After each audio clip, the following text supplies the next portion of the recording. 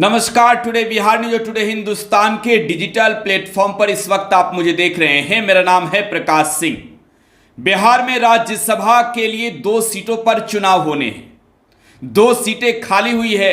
राज्यसभा के 2 एमपी बिहार से चुनाव जीतकर लोकसभा पहुंच चुके हैं। तो जाहिर सी बात है, जो सीटें खाली हुई है वहां पर अब वोटिंग होगी और खेला भी होगा बिहार में।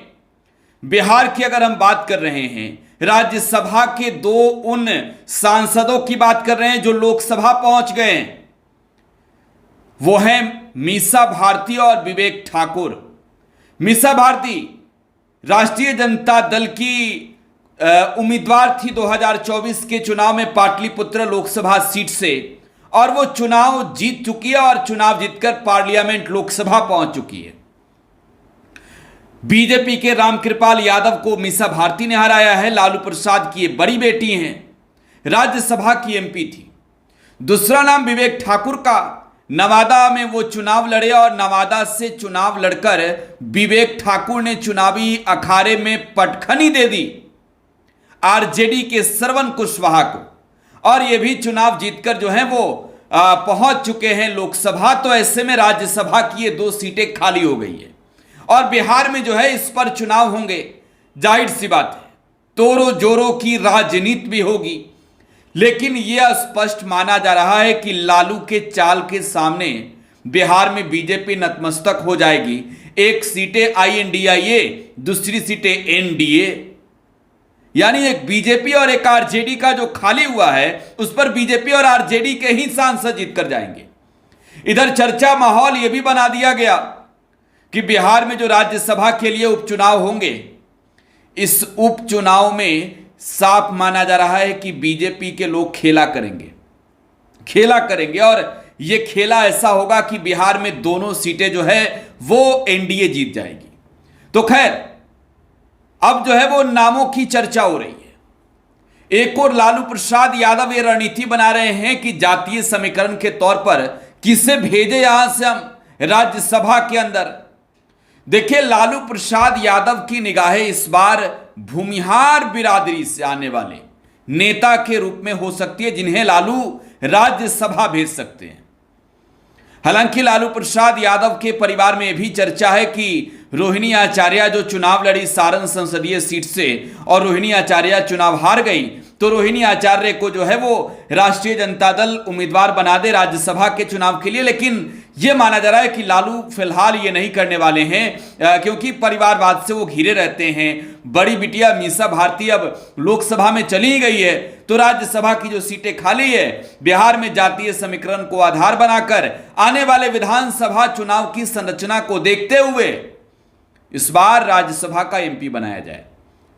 दूसरी ओर बीजेपी की रणनीति है कि भाई नाराज कौन है। बीजेपी खेमे में भी था कि स्वर्ण जाति से आने वाले लोगों को ही भेजना है।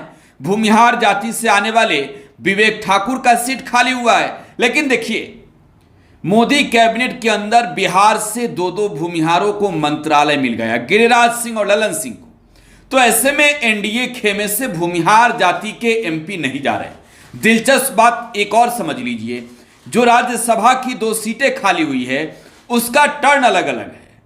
मीसा भारती 2022 में राज्यसभा की MP बनी। इस लिहाज से देखा जाए तो 4 साल अभी बाकी है मीसा भारती के कार्यकाल का। विवेक ठाकुर 2020 में MP बने, तो विवेक ठाकुर का जो कार्यकाल है मौजूदा समय में अगर देखी जाए तो अब 2 साल और बाकी है।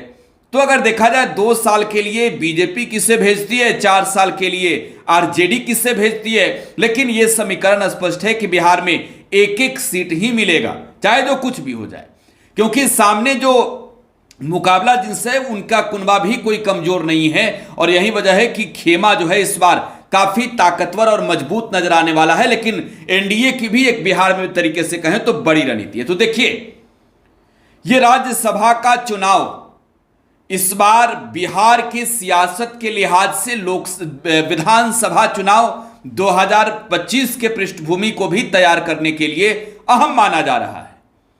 लालू प्रसाद यादव की पार्टी MY समीकरण के लिए जानी जाती है। लेकिन इस बार जो लालू प्रसाद यादव की पार्टी ने बिहार में लोकसभा के चुनाव में 4 सीटों पर जीत हासिल की है, अगर देखा जाए तो ये 4 सीटें जिसमें यादव भी हैं, कुशवाहा कोयरी भी हैं और राजपूत भी हैं, तो इस लिहाज से या तो मुसलमान हो सकते हैं, नहीं तो भूमिहार हो सकते हैं, जिनकी उपस्थिति इस बार राज्यसभा के अंदर लालू प्रसाद यादव करवाना चाहते हैं। उपेंद्र कुशवाहा के नाम को लेकर भी चर्चा है एनडीए के अंदर कि भाई कुशवाहा जी हार गए, एनडीए में शामिल घटक दल के नेता थे, इनको पार्लियामेंट भेज दिया जाए राज्यसभा के अंदर। लेकिन देखिए, राज्यसभा की चुनाव इस बार बिहार में खेला करने वाली होगी और इस खेला के बाद जो बिहार में विधानसभा चुनाव की रणनीति बननी शुरू होगी, सबकी निगाह इसी पर टिकी है। 1 सीट पर उपचुनाव भी होना है अभी, फिर इसके बाद 3 सीट पर उपचुनाव होना है। ऐसा ना हो 3 के बदले 243 पर हो जाए। 1 सीट रुपौली में तो वोटिंग होनी है अगले महीने, चुनाव आयोग ने वहां आदर्श आचार संहिता लागू कर दिया है। तो बीजेपी और आरजेडी किसे भेजती है, सबकी निगाह इस पर टिकी हुई है। आप टुडे बिहार न्यूज के साथ बने रहे, यहां लगातार हम आपको अपडेट देते जा रहे हैं। धन्यवाद।